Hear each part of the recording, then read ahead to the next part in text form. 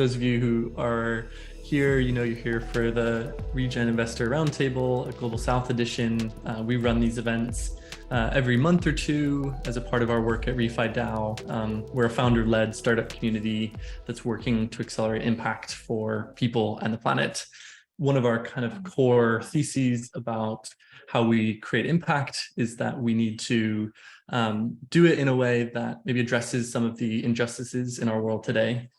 Recognizing that a vast majority of climate change has been caused by developed nations, and the people who are most severely affected by the impacts of climate have done the very least to cause it.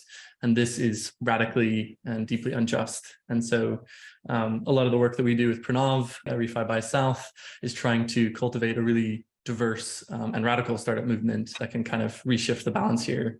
Do you want to give us just a quick hello, Pranav, in terms of what you're doing at Low Labs and ReFi by South? Would love to just give folks a chance to know what you're up to. Welcome, everybody. Thank you to the space. I'm speaking to you from Mumbai, India. I'm part of Low Labs, who are a US-based impact communications agency. We also run validator nodes. I also help out at ReFi DAO because I'm just a big fan of the work that John and the team do out there. And yeah, my passion is ReFi by South. That's essentially building out ReFi conversations across the global South, starting, of course, with India, but then spreading across to Africa as well as towards Singapore. Thank you so much for having me. Awesome. Thanks, Pranav. Over to Tim at Mercy Core Ventures, who's been an amazing ally in the space. I think, Tim, you and I were you were one of the first investors that I spoke to who is looking at kind of impact and regeneration, but also open to the idea of Web3 as a technology. Now, this event isn't about Web3 by any mean or sense of the term. It's about regeneration and impact in the global South and the role that investing plays in that. So we'll have the first 30 minutes will be a panel moderated by Tim with three incredible panelists here. We've got Satoshi Shinada from Verod Keppel Africa Ventures, Stephen Grin at Lateral Frontiers, and Jocelyn Chang from Luno Expeditions. That's enough for me today. I'm just your host, John at ReFi DAO. Grateful to be a part of this amazing community. And I'll hand it over to you, Tim, to take it from here for the first panel. Thanks, John. Really wonderful to be here. Excited to have a conversation with three of my favorite and very well esteemed fund managers that are focused on emerging markets. And hopefully this is a great opportunity for the builders in the room, as well as other investors coming from different spaces to learn from their wisdom and decades of experience investing in different technologies and sectors around the world, but specifically, I think a big focus on sub-Saharan Africa. So it's going to be a great conversation. Just at the top, wanted to say, as we were forming this event today, climate financing has been, a growing segment really over the last decade. Last year, representing more than a quarter of every venture dollar invested, and they're more or less weathered kind of the broader downturns in the market. There's a lot of dry powder to be deployed in climate tech financing. We're seeing more and more founders really stepping up to build companies in this space across all different types of sectors and technologies, and having a direct and indirect impact on climate, generally speaking. And as John said at the top, those least responsible for climate change are now confronted with having to adapt to it and overcome it. And that creates both an opportunity for justice, but also opportunities for new types of systems to be created that are more inclusive and regenerative and, potentially can offer great places for capital to be invested. So today's conversation, we're going to dive in is just to really hear from these three fund managers and learn what they're seeing in the market, learn more about them as individuals, as their funds, and, hopefully start to provoke some connections and help some of the builders in the room to better learn how they can access capital.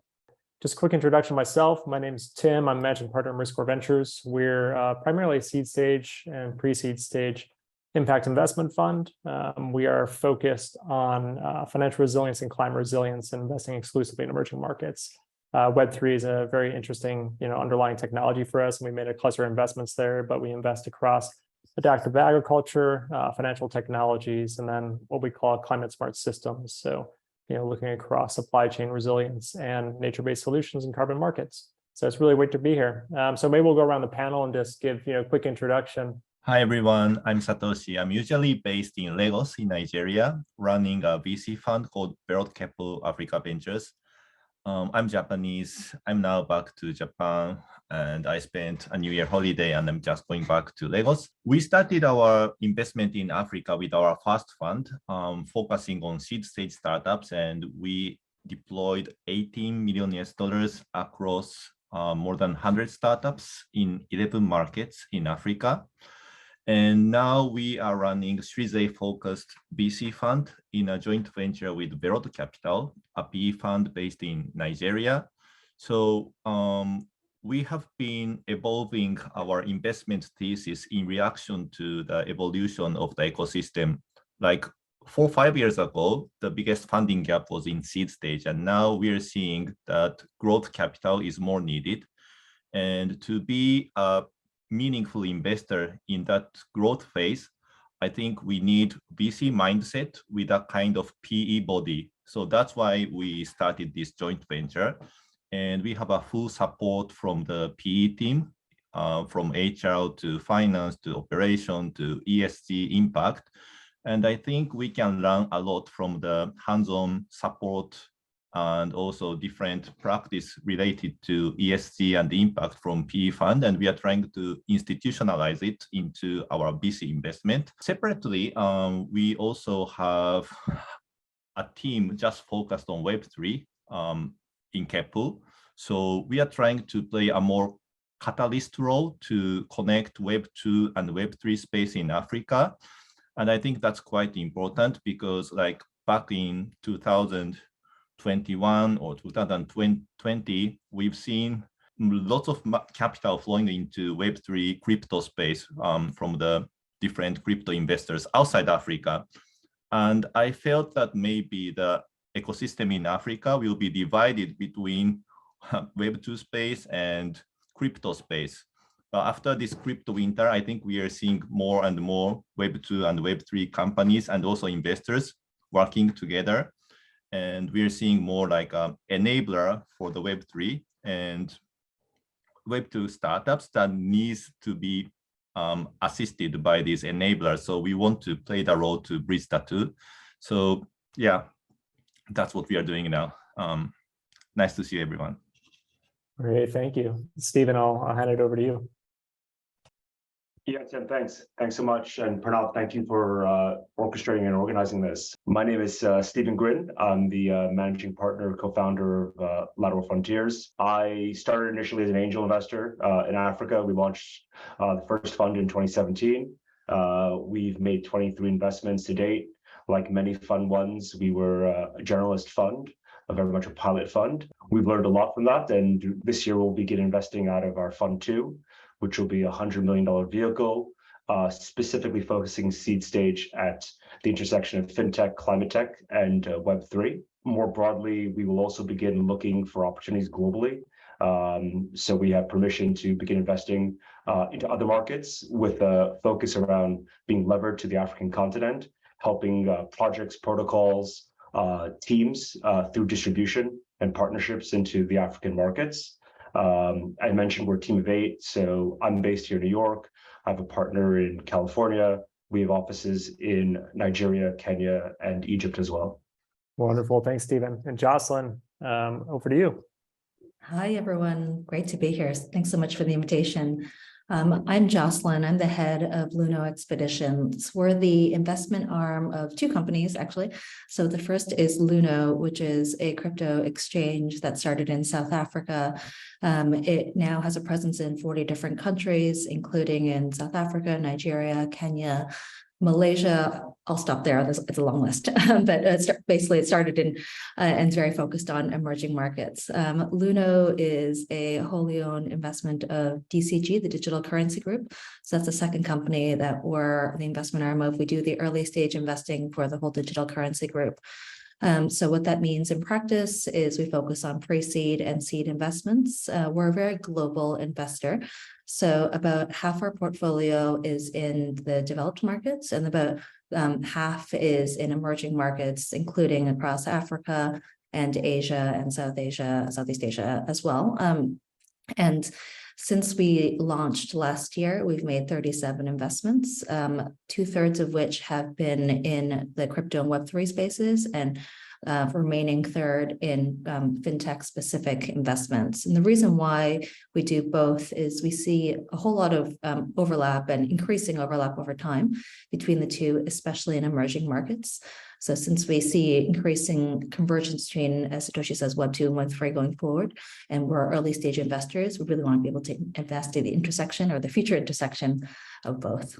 Thanks, Jocelyn. And I might just start with you on this first question, but I would just love to hear, as a fund that looks Web2, Web3 space, and then just from your personal experience having worked at GIF and other funds, like how do you look at the current market at the moment? Like, how are you feeling? Are you pulling back a little bit? Do you have a higher threshold? Yeah, I'd just love to hear how you're kind of approaching the current market and how you're deploying capital. Sure. I forgot to mention that I, in my prior life, was an impact investor. I was at something called the Global Innovation Fund, which is a very impact-focused fund focused on those under $5 a day.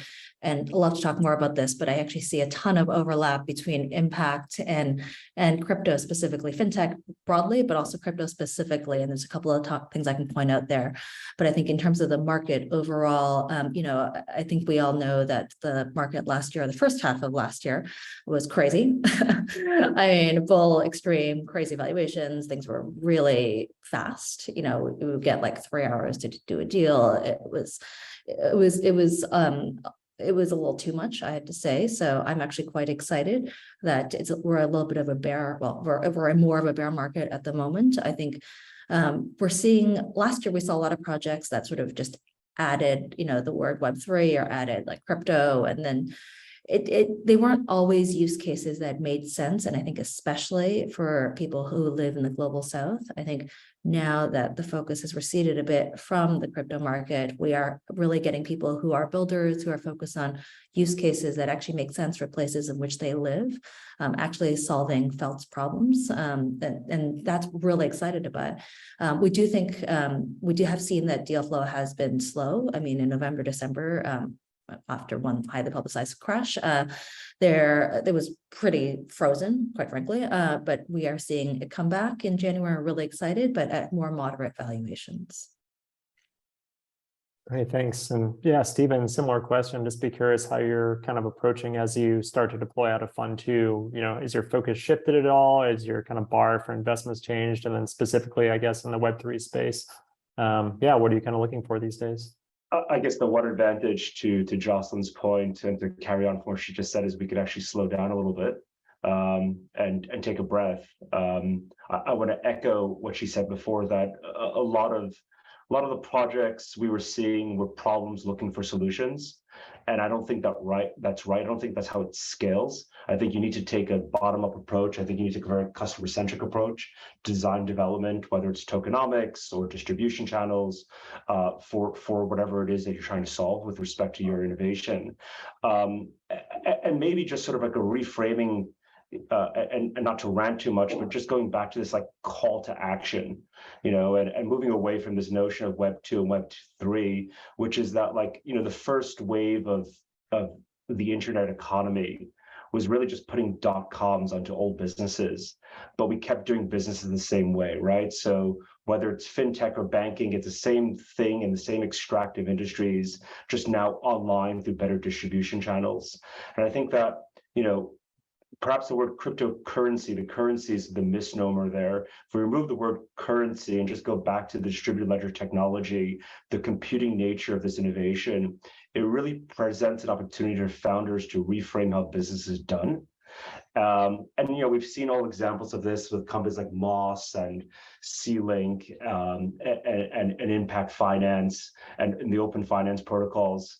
But it's an opportunity right now to really think from that perspective of, if we wanted to reinvent a legacy industry or build something new, how do we do so in a far more collaborative, or restorative, regenerative way? And I think that's the promise there. I'm particularly very excited about, bringing real world assets on chain, how those get utilized in the emerging markets. Many people have said this before, but the speculative nature of crypto will find its real validation use case at the frontier, and that's evident. We've seen it for the last 2+ years. in how people have sort of survived the volatility of markets and support themselves and sustain their livelihoods. I think that from that you could really build long-term enduring businesses and brands. So we're very excited. We're in conversation with the founders community. I think the foundations themselves, the L1 and L2 foundations, have done a fairly good job. Hopefully they're not too far impacted by crypto winter to continue to support that development of the local ecosystems. I think that's the best pathway for founders and capital to meet. And hopefully they continue to collaborate, DAOs like yourselves continue to do, projects like this. And from there, we can hopefully all collaborate and build enduring brands and businesses. Great, thanks, Stephen. And Satoshi, last but not least, like, how are you kind of approaching the current market environment? And yeah, how are you looking to deploy funds over the coming quarter or two? Yeah, I think like what I heard already resonates with where we are now. But I think the market situation is giving us an opportunity to broaden our perspectives.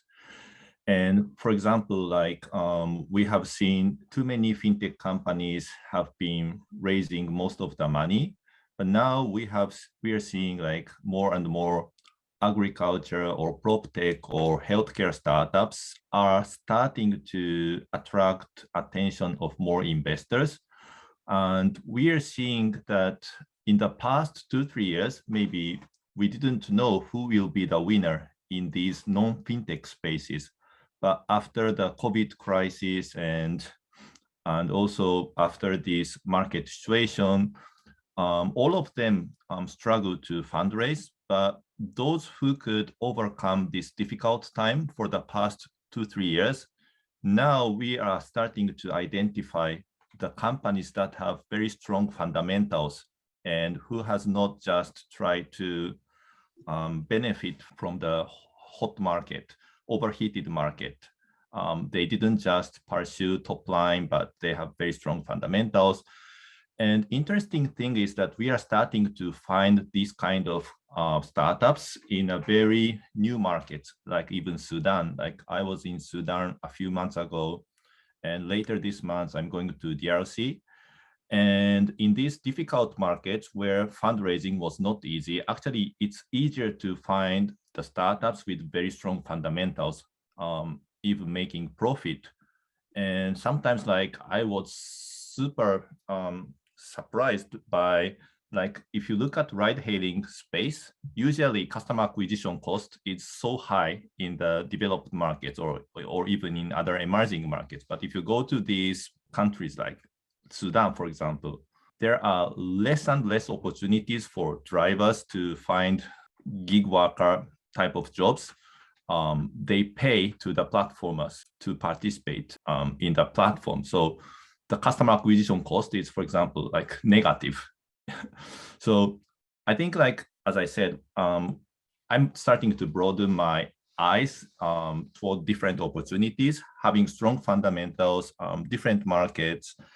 And I think like also our focus on this climate change is also changing our perspectives on investment in Africa. Like Africa has so many social issues, problems to be solved by the startups, but at the same time, monetization has been always difficult. And our investment thesis so far was that we really have to invest in the startups that are solving the burning pain points of the individual customers. And it's very easy to mix social pains and individual pains in Africa because like poverty or anything, like these are the serious social issues, but if you want to monetize, you really have to focus on individual pain points. And if the pain is bigger, they have no choice but to pay for the service to solve that issue. But when we look at like carbon emission, it's not individual pain. Nobody dies from the carbon emission right now, but so it should be a very difficult issue to solve in Africa because it's difficult to monetize. But now, because of the carbon credit, we can monetize from the outside Africa, right? Okay, I think I should stop here, but I think we are seeing a different, we are now in the shifting our mindset of investment. Great, thank you, Satoshi.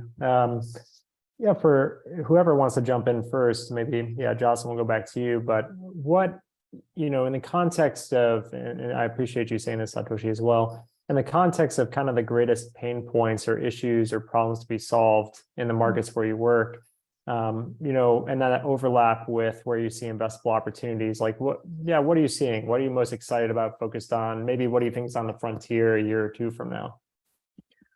Yeah, I mean, we're really excited about stablecoins.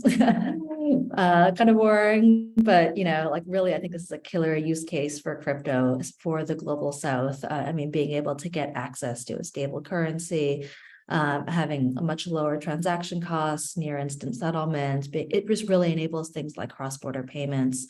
And cross-border trade. And as I mentioned, in my prior life, I was an impact investor, very much, teams of academic PhDs running around trying to figure out what are the most impactful investments we can make. And we frequently landed on cross-border trade, on remittances, as some of the key things that we could help, that would help emerging economies. We can talk more about the literature, but that's because it's counter-cyclical. In some countries, up to 4% of GDP, we're talking about remittances, but it's really the way that to get inflows into a country to help it develop. And historically, this has had anywhere from 15% costs. And so really excited about the power of stablecoins, of crypto rails, to be able to lower this costs. I think it's actually, Tim, you and Dafine funded this pilot that has Kotani Pay as the last mile payment provider for paying out gig workers in Kenya, and using crypto rails to actually lower the transaction cost by 93%. So it just really goes to show how being able to use crypto rails really makes life so much, it increases the value at the end of the day of what gets paid to people in the global South. So we're really excited about that use case. Maybe I'll stop there and talk about things that are more frustrating as well. Yeah, Stephen, same question for you. Yeah, Jocelyn actually stole my answer, but maybe I'll take a derivative of it, which is, we think localized stablecoins and really non-USD stablecoins are quite compelling in these markets. So, we have a company in Nigeria called Zone, formerly called AppZone. It actually has the first permissioned blockchain, certainly in Nigeria, a central bank of Nigeria regulated, potentially in all of Africa, to do sort of interbank exchange. And the idea now is like, how do you begin to expand that across the continent so you don't have to go back into the legacy architecture, back to dollars, right? And I think that from a policymaker, from a monetary policy, from a fiscal policy perspective, it's that constraint of being forced to be dollar-based and dollar demand that puts all this pressure on local currencies. And so moving away from that to harder assets or to like SDR type products, using blockchain architecture is very, very compelling. So we think that this year you'll begin to see alternatives to SWIFT in Africa. And again, Africa will lead the way in terms of innovation around financial services. The other one that is quite attractive to us is net metering and bringing net metering infrastructure on chain. We've seen some experimentation of this, unfortunately not yet in like the DAO model, but I think that would be pretty cool, where the ability to sort of use incumbent technologies, whether it's solar or diesel gensets, to sell power back into the grid or sell power back into communities through autonomous systems. That's something we're seeing experimentation on in LATAM, and hopefully we'll start to see some development of that in Africa, obviously to sort of decouple from on-grid technologies to bring more renewable energy into the system. But I think that's a place where, again, blockchain architecture could be quite compelling around climate and bringing more regenerative and renewable energy into the system. Great, thanks, Stephen.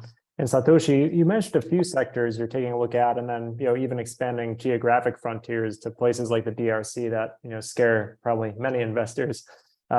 But yeah, I'm wondering, you know, so much of, say, Africa's economy is dependent on agriculture, you know, sectors we don't always think about having the most clear means of integrating with blockchain and crypto, or even just being, you know, more technology driven. So I'd love to hear how some of these more traditional sectors you feel like can evolve and, you know, create new investable opportunities for funds like yourselves. Yeah, I think we are still experimenting how we can really maximize the opportunities for the startups to attract more investors. But I think we are not super focused on just like blockchain enabled technologies. But what I'm sure is that any business models that have the very sticky customer base and where the flow of money is generated and captured, it's the best place to incorporate embedded financing, not by themselves necessarily, but also by the third parties. And I think like enabling embedded financing is a great validation of the business model that they have sticky customer base, transaction is taking place there, and flow of the money can be captured.